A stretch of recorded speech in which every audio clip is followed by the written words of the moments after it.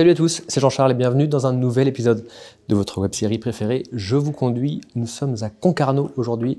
Et quand on est à Concarneau, on a le port. Et qui dit port dit Piriou, qui construit, qui fabrique, qui conçoit et qui répare des bateaux, des navires. On va voir ça avec Vincent Faujour, son président. Je vous conduis dans les coulisses. C'est maintenant, c'est parti.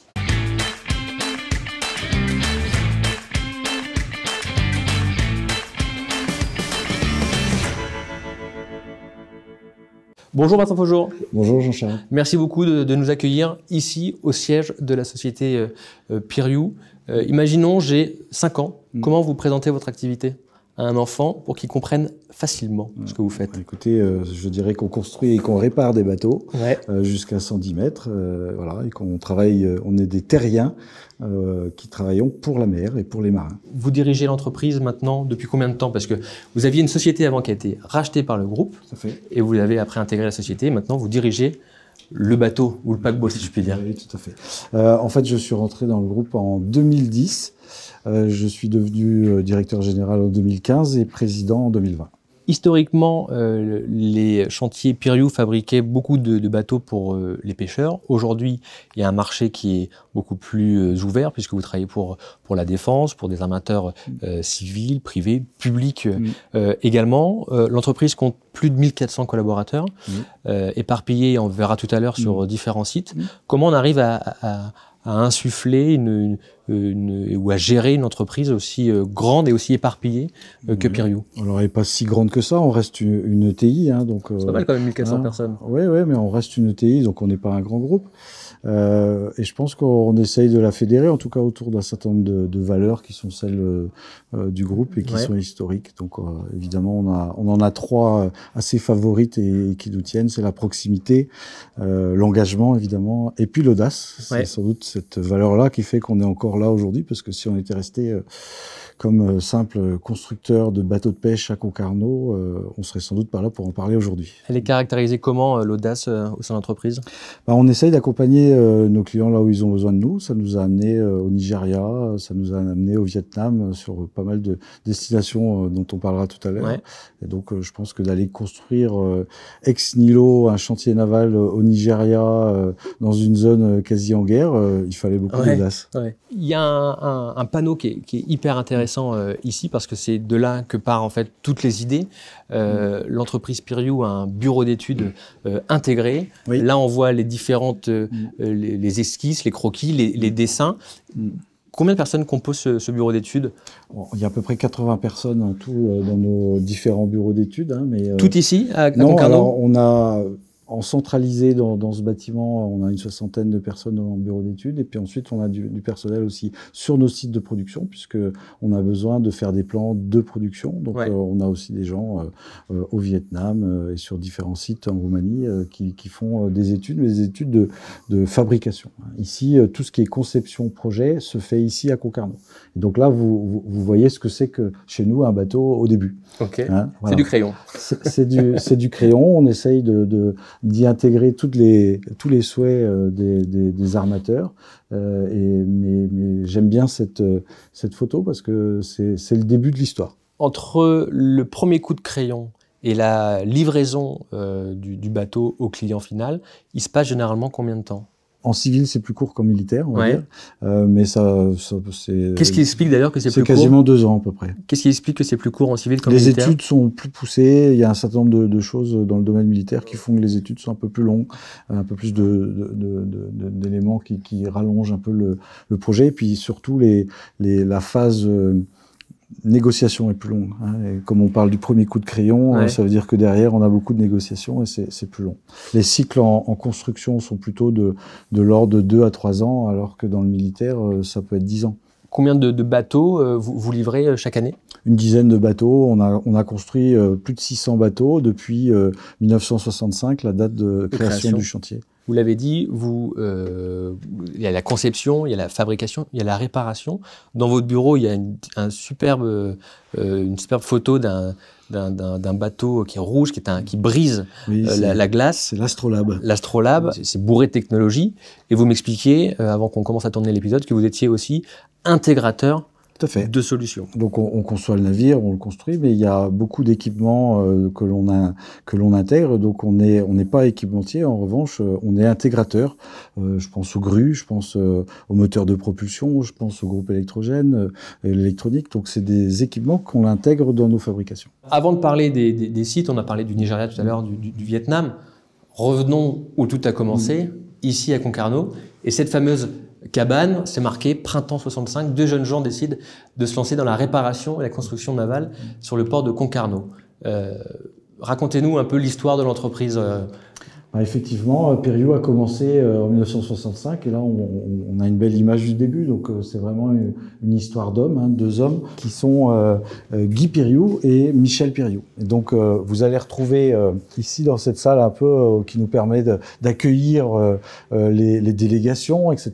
Une frise qui en fait représente les dates clés. Et donc vous retrouvez Guy et Michel Périou qui sont les fondateurs en 1965 et qui ont créé le chantier Périou voilà, autour d'une idée. Ils étaient chaudronniers, voilà, et donc ils ont voulu travailler dans le domaine du maritime. Ils ont commencé par réparer des bateaux, puis ils les ont construits et la dynamique est née comme ça.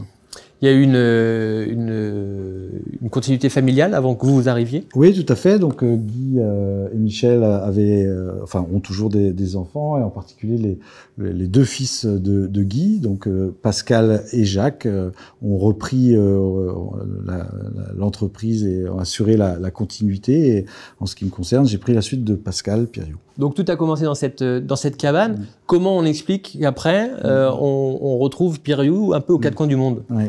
Alors, c'est stratégique? Oui, c'est complètement stratégique et je pense qu'on peut dire qu'on le doit à Guy qui avait une vision importante et qui a su donner cette dynamique internationale au groupe. En fait, ça s'est passé. Enfin, le nœud du sujet, c'est à peu près 1990 où il y a eu une double diversification du chantier.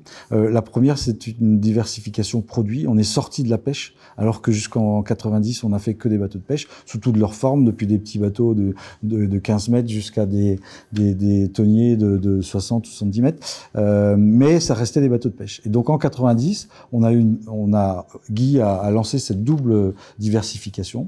Donc on a commencé à faire des bateaux à passagers, des remorqueurs, des dragues. Voilà, ça nous a amené à faire des bateaux militaires ensuite, à faire des voiliers, des cargos voiliers aujourd'hui. Donc cette diversification a commencé à ce moment-là. Et en même temps, Guy a dit il faut qu'on aille voir ce qui se passe ailleurs et comment on pourrait accompagner nos clients ailleurs. Et donc on a d'abord monté le premier chantier en 1990 à Papeete, tant qu'à faire, allons loin, parce qu'il y avait un besoin de bateaux de pêche et d'entretien de navires sur la zone. Donc c'est un chantier qui s'appelle le chantier naval du Pacifique Sud, qui existe toujours. Puis on a créé un chantier à l'île Maurice. Et après Maurice, il y a eu effectivement le Nigeria, puis le Vietnam. Et on a essayé d'imager un petit peu l'ensemble de nos destinations, qui sont des lieux, pour moi en tout cas, où je me rends assez régulièrement. C'est obligé pour vous justement d'être sur le terrain aussi, sur les sites, même loin du siège? Je pense que c'est une évidence. Dans nos valeurs, on a la proximité, et donc diriger un groupe ou une ETI comme la nôtre nécessite quand même d'être en contact avec le terrain. Et le terrain, c'est nos équipes, c'est nos infrastructures industrielles, c'est nos clients. Donc, en tout cas, moi, je ne sais pas faire autrement. Je m'arrête quelques minutes sur le Vietnam, parce qu'on en a parlé. Il y a 300 personnes qui travaillent là-bas. Il y a un vrai rôle social aussi pour l'entreprise, parce qu'il y a 98% des collaborateurs là-bas qui sont issus du Vietnam, qui sont vietnamiens. Évidemment, pour mettre en place nos process et nos organisations, il nous faut des expatriés qui en général sont des Français qui dirigent les chantiers, mais tout le reste, le management intermédiaire et autres, ce sont des locaux. Et donc on travaille à Ho Chi Minh avec près de 300 Vietnamiens. Évidemment, pour nous c'est important. Il y a aussi cette notion de formation, puisqu'il faut absolument former le personnel. Donc on met en place des écoles de formation. Et en fait, nous, notre modèle modèle de développement à l'export là-dessus, c'est de se dire on doit être dans le chantier tant qu'on est utile. Et si à un moment le chantier devient complètement autonome, ben c'est parfait, on va aller raconter une histoire du même type, mais ailleurs. Et voilà, on a lancé une activité, on a pérennisé des emplois. Vous parlez de formation, je voudrais qu'on parle quelques instants de compétences. Est-ce que c'est, parce que vous faites appel à la chaudronnerie, à la soudure, est-ce que c'est des compétences qu'on trouve facilement? Ça dépend où. Si on revient sur un focus français, aujourd'hui, on a des difficultés sur de recrutement pour toutes ces compétences, d'autant qu'on est une entreprise en croissance. Hein. On a doublé notre chiffre d'affaires en quasiment un an. Donc on est en croissance et en plus, on a des difficultés de recrutement, comme beaucoup en ce moment, mais sur nos métiers de base, que sont la chaudronnerie, la tuyauterie, la mécanique, voilà, les soudeurs. Et en fait, on constate que malheureusement, en France, il y a eu un petit peu d'industrie bashing, si je l'appelle comme ça, depuis quelques dizaines d'années. Je suis moi-même mécanicien et quand il y a maintenant un peu trop longtemps, j'ai dit à mes parents que j'allais faire de la mécanique. En fait, je ne veux pas dire que c'était un drame, mais en tout cas, c'était pas logique de s'inscrire dans ces métiers industriels qui, à l'époque, en tout cas, c'est ce qu'on disait, n'avaient plus d'avenir. Voilà, ne rémunéraient pas le travail, étaient un peu des voies de carrière. Et donc, en France, on a du coup, suite à ça, depuis quelques années, on a la volonté, il y a une vraie volonté de réindustrialiser, et tant mieux, mais ça passe par la formation des jeunes, les sensibiliser à nos métiers de l'industrie, de manière à ce qu'ils aient envie et qu'ils croient à l'avenir de cette industrie, qui vérifient que ce sont des métiers qui peuvent leur apporter une carrière satisfaisante avec des niveaux de revenus satisfaisants. Donc tout ce travail à refaire en France. Alors il se trouve que la situation française n'est pas forcément identique à celle qu'on peut trouver ailleurs. Je pense par exemple en Roumanie aujourd'hui, on voit bien que cette culture est restée bien plus forte, au Vietnam également, et on a peut-être moins de difficultés dans ce domaine. Si on allait voir les bateaux, eh ben on va y aller. On s'équipe et on va aller voir les bateaux. On voit un bateau, on va aller dans la cale sèche, mais on voit un bateau qui est en train d'être réparé. On l'a dit, Piriou conçoit, fabrique et répare. C'est un bateau marocain, fabriqué par un autre chantier que Piriou. La part d'activité entre la réparation et la construction. Effectivement, notre activité a deux pôles, on va dire, un pôle industrie qui est la construction et un pôle service qui est la réparation. Et donc, en tout cas en 2022, autour de 30% de nos activités étaient de la réparation et le reste de la construction. Vincent, on est dans une cale sèche. Je n'y connais absolument rien en bateau.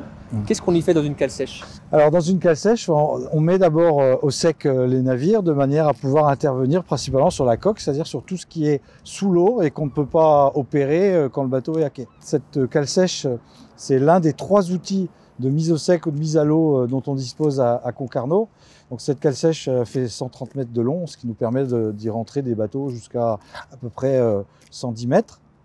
Mais on dispose également d'un roulève de 400 tonnes qui permet donc de lever des bateaux de 400 tonnes et d'un synchrolift qui est une sorte d'ascenseur qui fait 100 mètres de long ou 90 mètres de long et qui permet de monter des bateaux jusqu'à environ 2000 tonnes. Et donc là, la particularité de cette cale sèche, c'est qu'il y a un accès routier, je dirais, à la cale sèche. C'est le chemin qu'on est en train d'emprunter, ce qui nous permet, sans éléments de manutention lourds, de pouvoir descendre des camions, de pouvoir descendre des forklifts, enfin tous les équipements dont on a besoin pour pouvoir opérer sur la coque du bateau qui est en cale sèche. Vincent, ce bateau, il est dans la cale. Il va rester environ une quinzaine de jours. On y fait quoi comme travaux? Là, on va y faire des travaux de peinture de carène, principalement. Donc on décape la carène, puisque c'est pas possible de le faire à flot, évidemment. Et puis ensuite, on va reprendre la peinture. Mais on peut y faire aussi des travaux sur les lignes de mouillage. La ligne de mouillage, c'est la chaîne avec l'encre, en fait. Et là, on va faire un certain nombre de travaux sur les traitements. On va la peindre, etc. aussi, parce que ça va être entretenu. On peut, dans une cale sèche aussi, faire l'entretien de ce qu'on appelle le propulseur d'étrave, qu'on aperçoit à l'avant. En fait, c'est une hélice qui donne une traction latérale et qui permet d'orienter le nez du navire. Puis on va les voir derrière, les hélices, et c'est aussi des travaux qu'on peut faire en cale sèche. Le bateau est posé sur ce qu'on appelle des tins. Et donc en fait, c'est en bois? C'est des tins en bois, tout à fait. Enfin, le dessous est en béton et le dessus est en bois. Et donc la porte qu'on voit dans le fond est naturellement ouverte, donc cette cale est totalement remplie d'eau. Au préalable, on y a mis les tins pour pouvoir porter le navire. Le bateau rentre dans la cale sèche Donc il est au-dessus d'éteint. On ferme la porte et là on met des grosses pompes en route de manière à vider l'eau. Et petit à petit le navire descend et vient se poser sur cet étain. Et cette hélice, c'est gigantesque quand même. Hein. Alors là on a plusieurs choses. On a le gouvernail, c'est ce qui permet d'orienter le navire. On va se rapprocher un petit peu, l'hélice qui permet d'entraîner le navire. Et puis on a ce qu'on appelle une cuillère qui améliore le rendement de la propulsion. C'est le rond qui est autour de l'hélice. Donc là on est sur la cale, enfin sur la porte de la cale, on était en bas il y a quelques instants. Tout à fait. Et donc là on est sur la porte de la cale sèche qui permet de la fermer puis de la vider. Puis là vous avez une vue un peu générale sur le port de Concarneau. On peut voir un certain nombre de navires, soit en réparation, soit en construction. Et tout cela, ils sont gérés par vous? Quasiment tous. Quasiment tous. Moi qui n'y connais rien, comment je peux voir qu'un bateau a été construit par Piriou? En fait, il y a en général une plaque sur laquelle figure le logo. Ok, aussi simple soit-il. C'est ça. Vincent, on arrive à la fin de notre rencontre, de la visite. Merci beaucoup encore une fois. L'ambition pour le groupe Piriou dans les 2, 3, 4, 5 années à venir, c'est quoi? On a déjà récemment doublé notre chiffre d'affaires, donc là maintenant notre objectif c'est de pouvoir maintenir un niveau d'activité suffisant, sans doute aussi d'améliorer notre rentabilité, et ça c'est un point qui est important. Je dirais qu'on a mis en place un plan stratégique, on veut qu'il se déroule le mieux possible et l'objectif c'est donc de continuer à prendre des commandes dans le domaine militaire évidemment, mais surtout aussi de se diversifier dans le domaine civil, et on attache une grande importance à un nouveau segment qui est le segment vélique, la propulsion par le vent. On est acteur de la décarbonation des navires, c'est absolument nécessaire. Et donc ça, c'est un enjeu fort pour nous pour les prochaines années. Et ben, on vous souhaite une activité encore meilleure. Merci. Et plein de commandes et une meilleure rentabilité, j'ai bien noté. Merci beaucoup. Merci. Vincent Faujour de nous avoir accueillis. Vous êtes le président du groupe Piriou à Concarneau. Moi, je vais essayer d'aller faire quelques croquis de bateau. En tout cas, on se retrouve prochainement pour un nouvel épisode de votre web-série préférée. Je vous conduis. D'ici là, prenez soin de vous, portez-vous bien. Bye bye. Je vous conduis vous a été présenté par le CIC Ouest.